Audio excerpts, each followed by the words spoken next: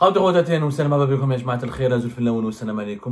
que vous allez bien, j'espère que vous vous portez bien. L'affaire Boualem Sansal et l'absence d'une grâce présidentielle pour Boualem Sansal à l'occasion de la célébration de la fin de l'indépendance du pays, à savoir aujourd'hui le 5 juillet 2025, a suscité beaucoup de polémiques en Algérie comme en France. Bon, les anti-français, les fanatiques anti-français en Algérie se sont réjouis de l'absence de Boualem Sansal et du fait que Boualem Sansal ne peut pas bénéficier d'une grâce présidentielle, puisque la grâce présidentielle du 5 juillet a été délimitée, elle exclut un certain nombre de catégories de détenus d'opinion, des détenus politiques comme Boualem Sansal, qui ont été incarcérés pour des chefs d'inculpation d'atteinte à l'unité nationale ou de diffusion de fausses informations ou d'atteinte à l'intégrité territoriale, d'espionnage au profit des puissances étrangères. Ce sont souvent malheureusement des délits qui sont des chefs d'inculpation qui sont utilisés pour emprisonner, incarcérer et briser les opposants politiques ou les personnalités publiques qui dérangent les autorités algériennes.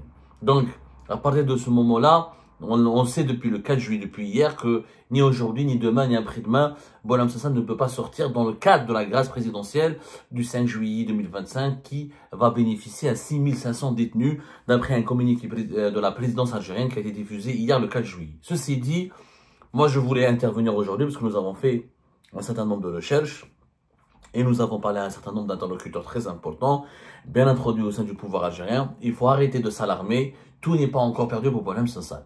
Parce que je vois que les fanatiques anti-français en Algérie, les fanatiques français anti-algériens en France commencent à s'emparer de ce dossier de Boualem Sansal pour dire voilà, les deux pays sont irréconciliables, il faut absolument aller vers la rupture, il faut aller vers la guerre, il faut aller il faut torpiller les intérêts algériens en France, il faut torpiller les intérêts français en Algérie, il faut raviver les tensions entre les deux pays, il faut aggraver le conflit, les relations conflictuelles. Voilà, les semeurs de zézanie, les semeurs de haine, les semeurs de feu, voilà, comment on peut appeler les metteurs de feu, les metteurs de l'huile sur le feu.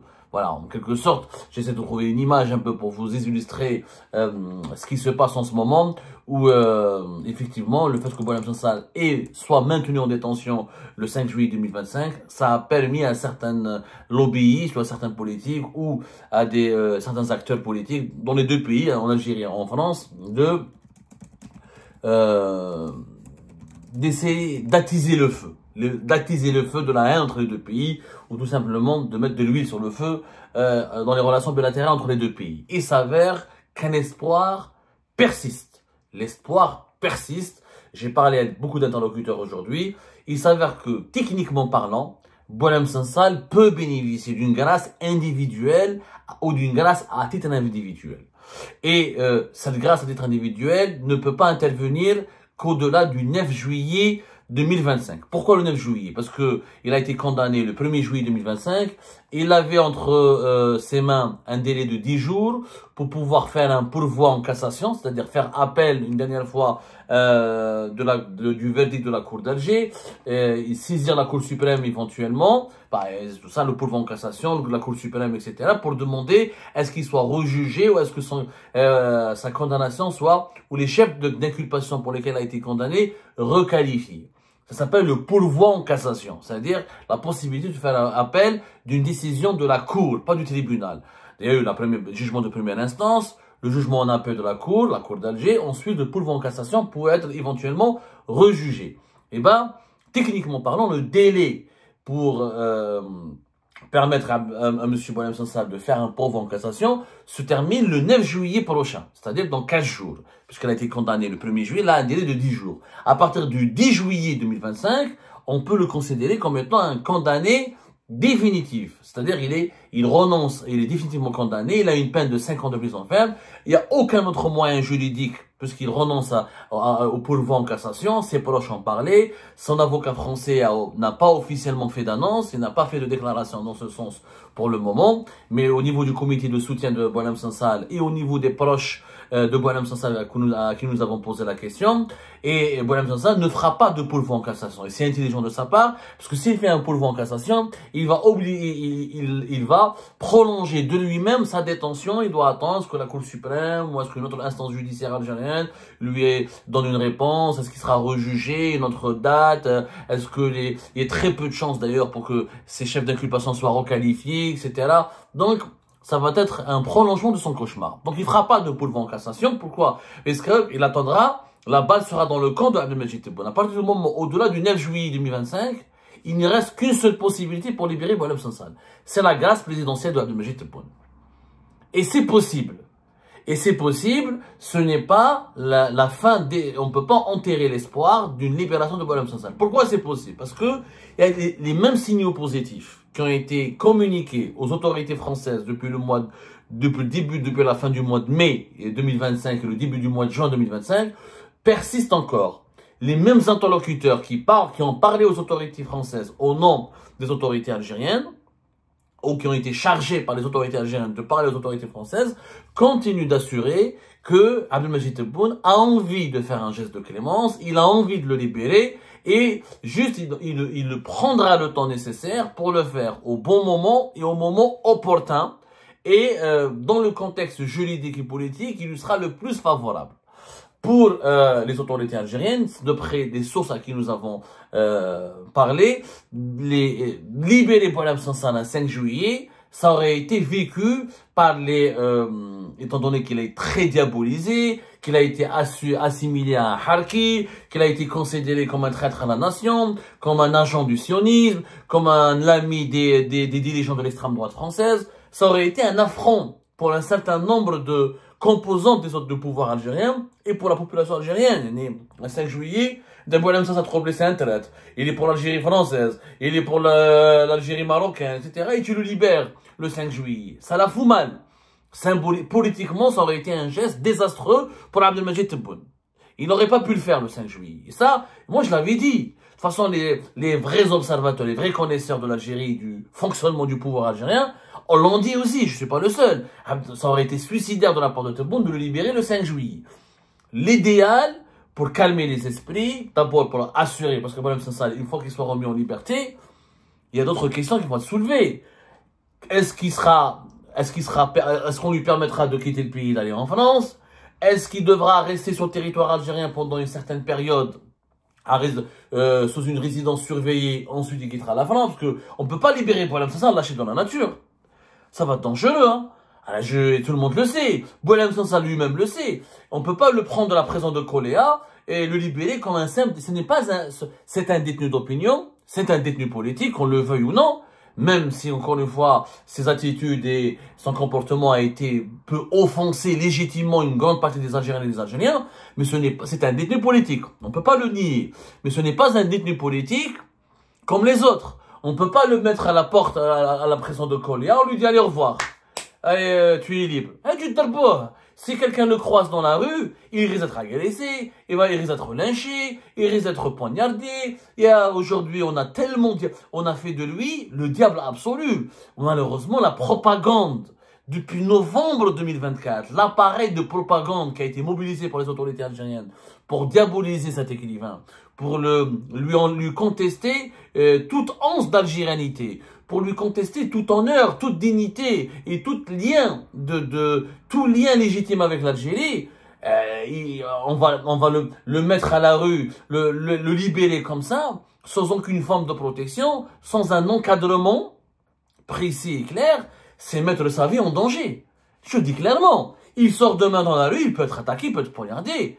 C'est clair, parce que pendant des mois, on a conditionné l'opinion publique algérienne à travers la télévision, les réseaux sociaux, la presse classique, la presse électronique. On les a conditionnés à croire que Boualem Sansal est un traître, est un sioniste. Et comment voulez-vous qu'on lâche Boualem Sansal dans la rue? Il faudra donc tout un encadrement. C'est-à-dire qu'il y a un processus d'accompagnement. Je crois que les autorités algériennes ne vont pas le laisser quitter le territoire national facilement. Il faudra attendre quelques semaines, voire quelques mois pour qu'il puisse regagner la France.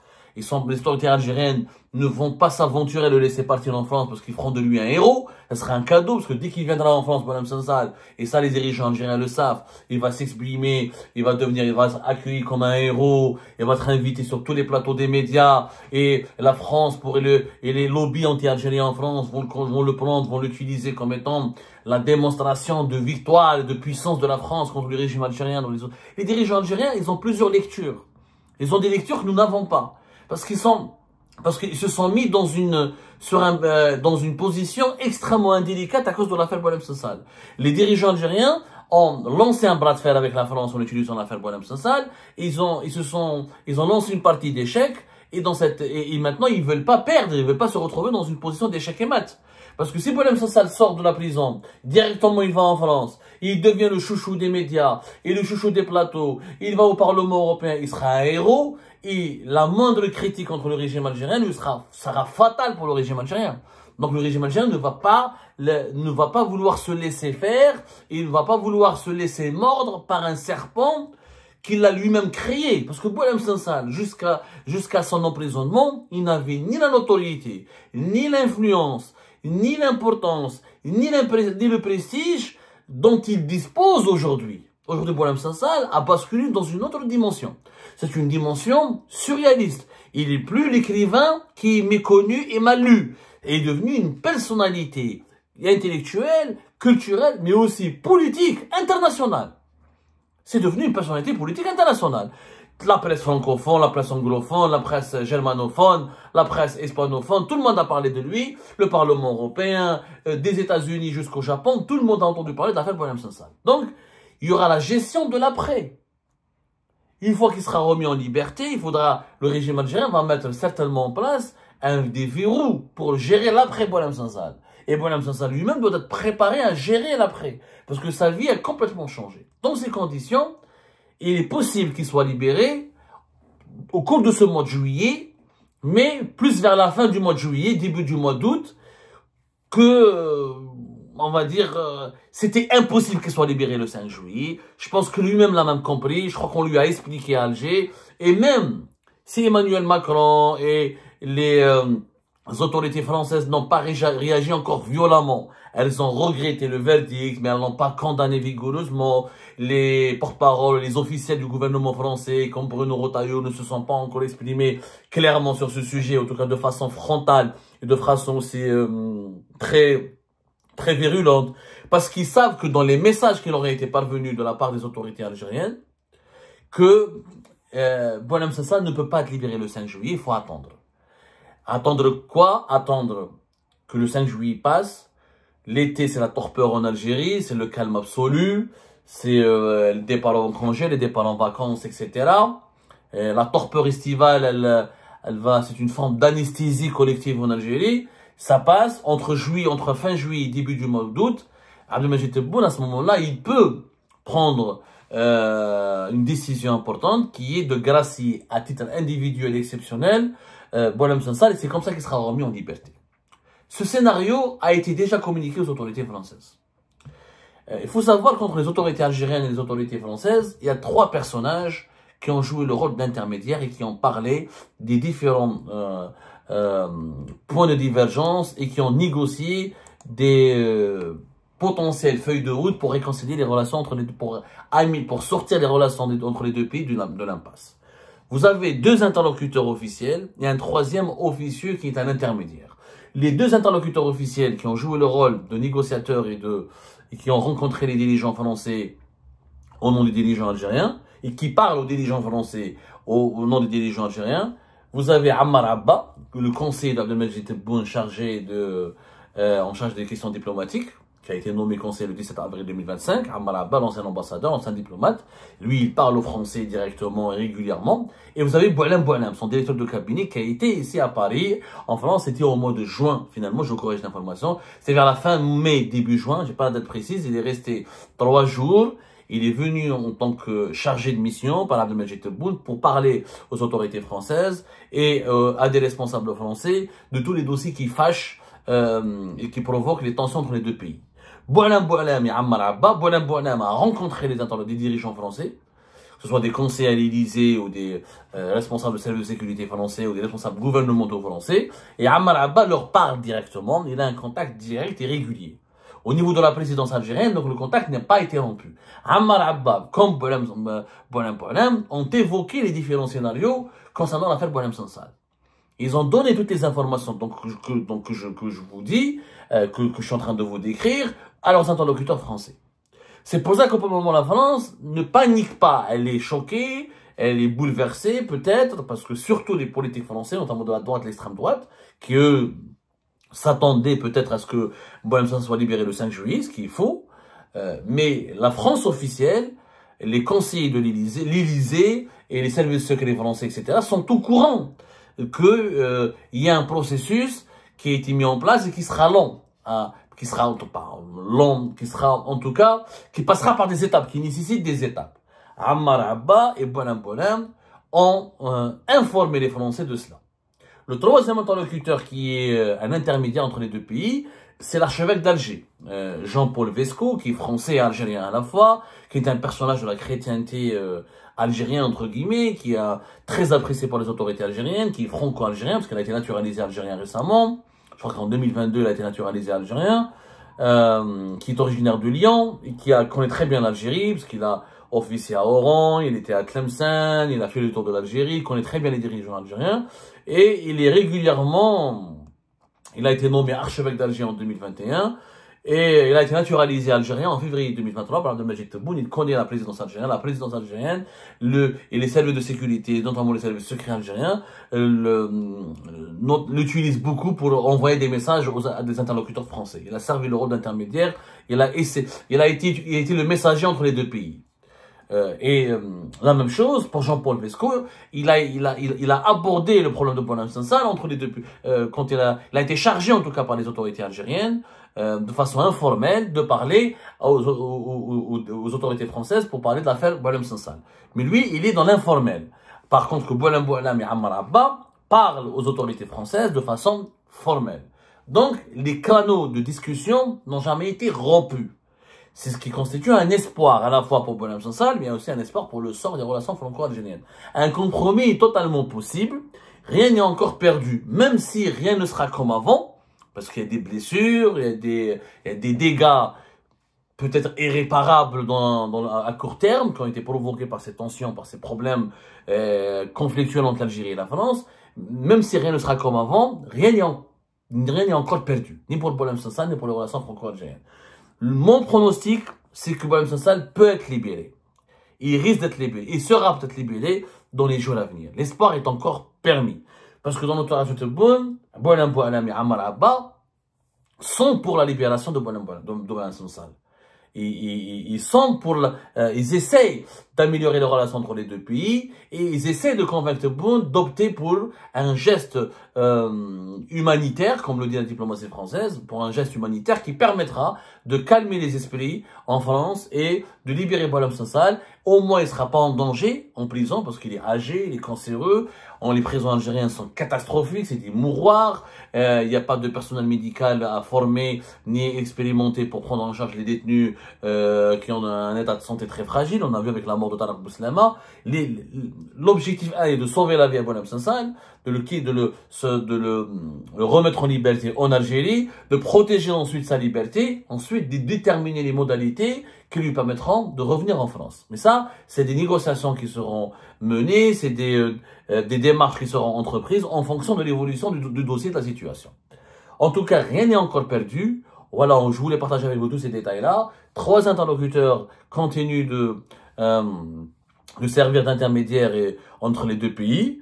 Boualem Boualem, Ammar Abba et l'archevêque d'Alger, Jean-Paul Vesco. Techniquement parlant, Boualem Sansal est éligible à une grâce présidentielle à titre individuel et exceptionnel à la fin du mois de juillet ou début du mois d'août. Et les conditions seront réunies pour sa libération dans les semaines à venir. Les conditions de sa libération sont vraiment réunies pour les semaines à venir. Maintenant, là, bien sûr, la décision finale revient à Abdelmajid Tebboune. Abdelmajid Tebboune, même si ses conseillers lui préconisent telle ou telle mesure, il peut dire non, il peut dire patienter, il peut dire c'est pas le moment, il peut avoir, lui-même, peut avoir d'autres calculs et d'autres considérations qu'il ne partage pas forcément avec son propre entourage. C'est pour ça que le suspense va durer encore, mais la logique voudrait que Abdelmajid Tebboune libère Boualem Sansal parce qu'il n'a rien à gagner. Il n'a rien à gagner. Si Boualem Sansal meurt en prison, ça sera une catastrophe pour l'image de l'Algérie et ça va radicaliser toute la classe politique française contre l'Algérie et on va mobiliser tout. L'Algérie n'aura plus pratiquement aucun allié. Elle ne pourra plus avoir ni le moindre allié, ni le moindre interlocuteur qui voudra lui parler en France. Et il y aura une onde de choc qui va se propager au-delà de l'Union européenne jusqu'à l'Amérique du Nord. Il faut savoir que Boualem Sansal a été ultra médiatisé aussi aux États-Unis, en Amérique du Nord et même en Europe du Nord. Donc ça va être un énorme préjudice pour l'Algérie et pour son image. Il n'a rien à gagner. C'est bon, il a tout. En fait, l'exploitation de l'affaire Boualem Sansal par le régime algérien, elle a atteint ses limites. C'est bon. Boualem Sansal, il a permis à Tebboune d'amener la France autour d'une table de négociation. Il a permis à Tebboune de contraindre la France de calmer un peu les attaques virulentes contre le régime algérien et ses symboles et ses dirigeants, d'observer une pause, une sorte de trêve, puisque les médias français ne sont plus alimentés par des sources officielles, que ce soit des sources sécuritaires et politiques françaises officielles ou officieuses, pour critiquer et déstabiliser ou mettre en cause ou titiller les dirigeants algériens. Donc l'exploitation, elle a atteint ses limites. Tebboune ne peut plus tirer le moindre profit du maintien ou du prolongement de la détention de Boualem Sansal. Le libérer et le remettre en liberté, ce serait en contraire une opération beaucoup plus bénéfique pour lui, sur le plan international, sur le plan des relations avec la France. Sur le plan interne, il faudra bien sûr gérer les réactions de l'opinion publique algérienne qui va demander des comptes. Parce que libérer Boualem Sansal et ne pas libérer les autres détenus politiques, libérer Boualem Sansal et pas avec l'écrivain, avec le Mouarrikh al-Jazairi, avec le Mohamed Lamine Belghit, libérer Boualem Sansal sans un travail de pédagogie, au son qu'il y ait d'autres mesures d'apaisement en délection d'autres courants qui composent la société algérienne, ça peut créer des malentendus, des incompréhensions, une forme de contestation interne de Abdelmadjid Tebboune. Mais je pense que Abdelmadjid Tebboune et son entourage sont en train de travailler sur une stratégie pour parer à tous les risques et à toutes les éventualités.